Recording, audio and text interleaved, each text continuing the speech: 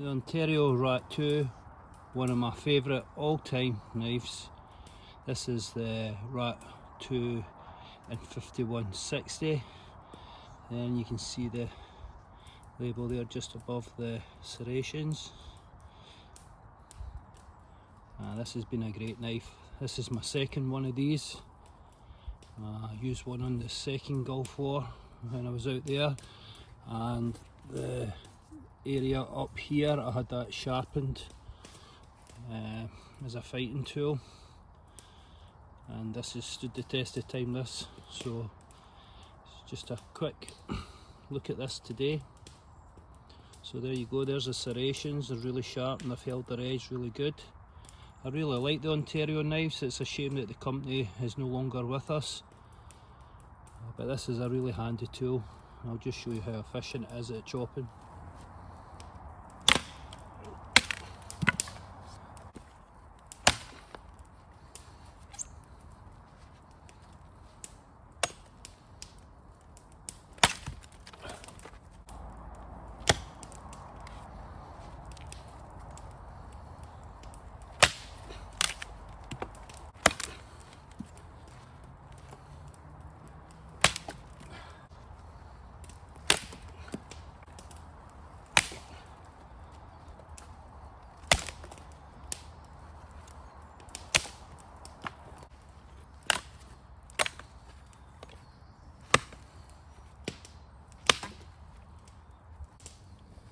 There you go, great tool for out in the woods.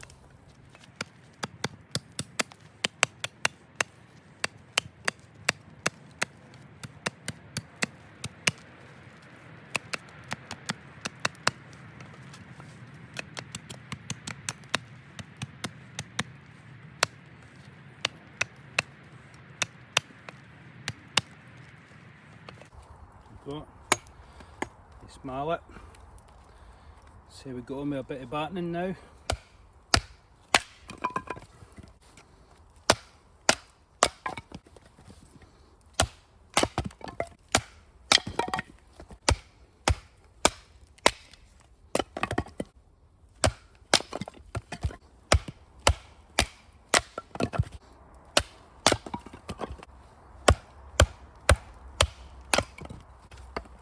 There you go, batting through that okay.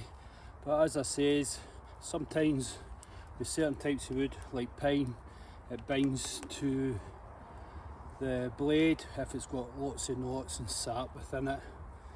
Okay, but it done that, no problem there. That's nice wood, that.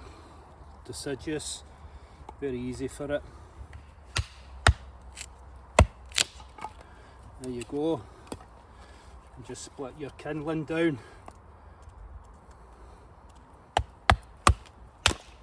Oh.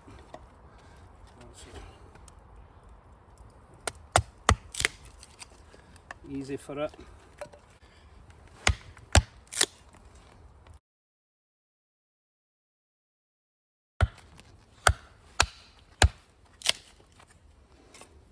There you go. The knife's got a good sharp 90-degree edge for your fire steel. I'll show you that.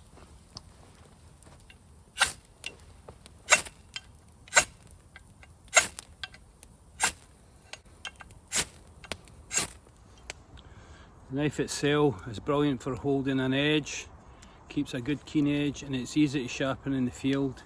And all I use is a ceramic rod on it, and it works great. Just run it across like this.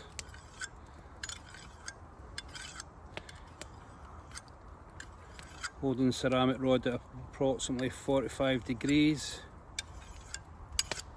Make sure you get all the way to the tip. Change to the other side. Holding it at 45. And for the serrations on it, I just let it chatter across the top of it. And that seems to do it, and you can run it through it as well in the big spaces. And then just a quick over the top. And that is really sharp. And then from here I just go into the strop and just strop away from me. So holding it like so and just like this. Hold it at a 45-degree angle. Keep it as simple as that. And even run it over the serrations as well. Then turn it to the other side and just pull it against it.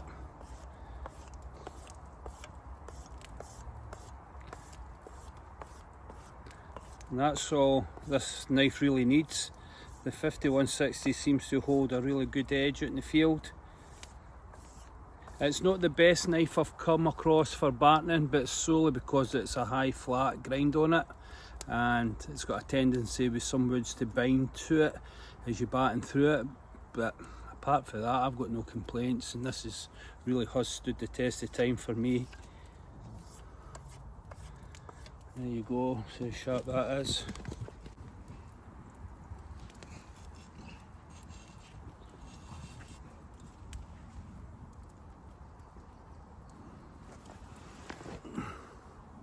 There you go, hair shaving sharp in just a minute if you're lucky.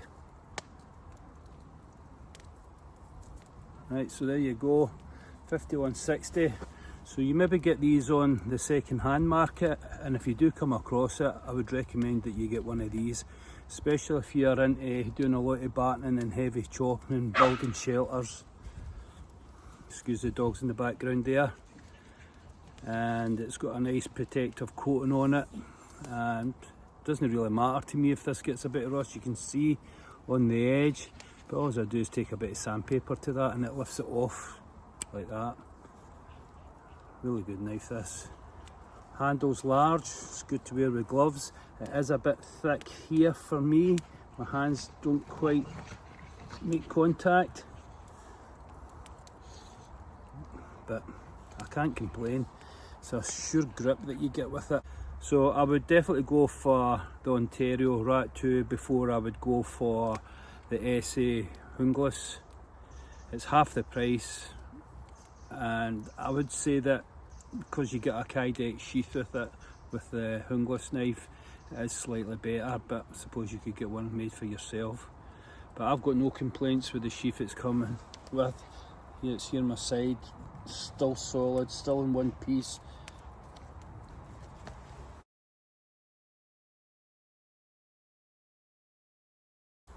Nine times out of 10 I just carry it in my side pouch of my Bergen. So if you can catch one of these on the second hand market, I would definitely recommend one, and I would definitely go for one.